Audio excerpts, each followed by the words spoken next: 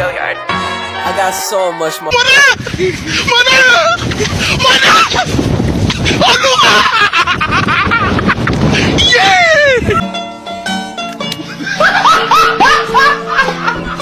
Are you ready, kids? Aye, aye, Captain! I can't hear you. Aye, aye, Captain! Oh! Fucking design on right now. Break it down, bring it back, make it clap. I got 3 old thoughts, new block, where that thing, bitches on my line, and you know.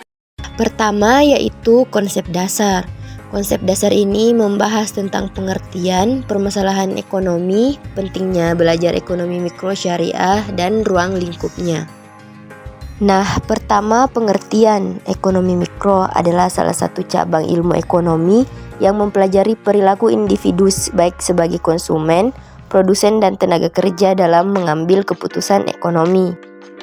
Ekonomi mikro juga mempelajari bagaimana individu-individu tersebut berinteraksi dalam pasar, di mana mereka saling mempengaruhi dalam menentukan harga, produksi, dan distribusi barang dan jasa. Sedangkan ekonomi mikro Islam berarti suatu sistem yang di dalamnya terdapat perilaku beberapa individu, baik sebagai konsumen, produsen, atau tenaga kerja, yang di dalam kegiatan ekonominya selalu diilhami oleh nilai-nilai keislaman. 2. Permasalahan ekonomi. Dalam ekonomi konvensional, permasalahan ekonominya ada 2, yaitu keinginan yang nyaris tanpa batas, sedangkan sumber dayanya terbatas. Ekonomi mikro konvensional tidak memiliki dan tidak melibatkan etika dan moral dalam perilaku ekonominya, atau muncul aturan sesuai kehendak masing-masing. 3. Pentingnya belajar ekonomi mikro syariah, yaitu untuk mendapatkan keyakinan yang kuat tentang teori ekonomi mikro islami yang relevan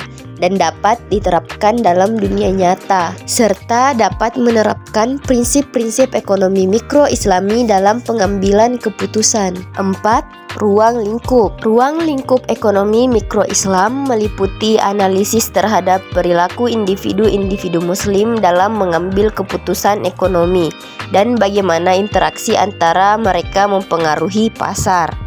Ekonomi mikro Islam juga mempelajari pembentukan harga, elastisitas permintaan dan penawaran, teori konsumen, teori produksi, dan berbagai bentuk pasar, namun dengan pendekatan yang sesuai dengan prinsip-prinsip ekonomi Islam. Selanjutnya yaitu rancang bangun. Rancang bangun ini membahas tentang landasan dasar, sistem, karakteristik, dan prinsip.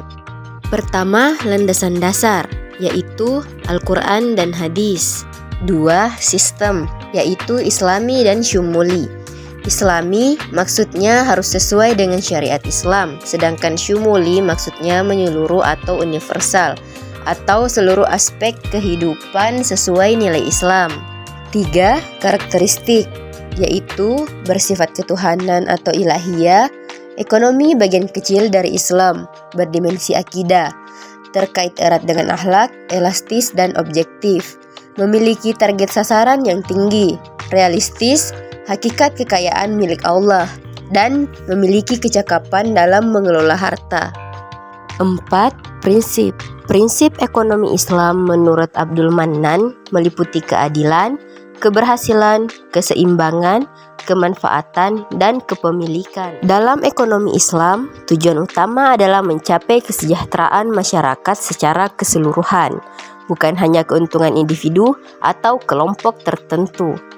Oleh karena itu, prinsip-prinsip ekonomi Islam harus diterapkan dalam setiap kegiatan ekonomi, mulai dari produksi hingga distribusi dan konsumsi.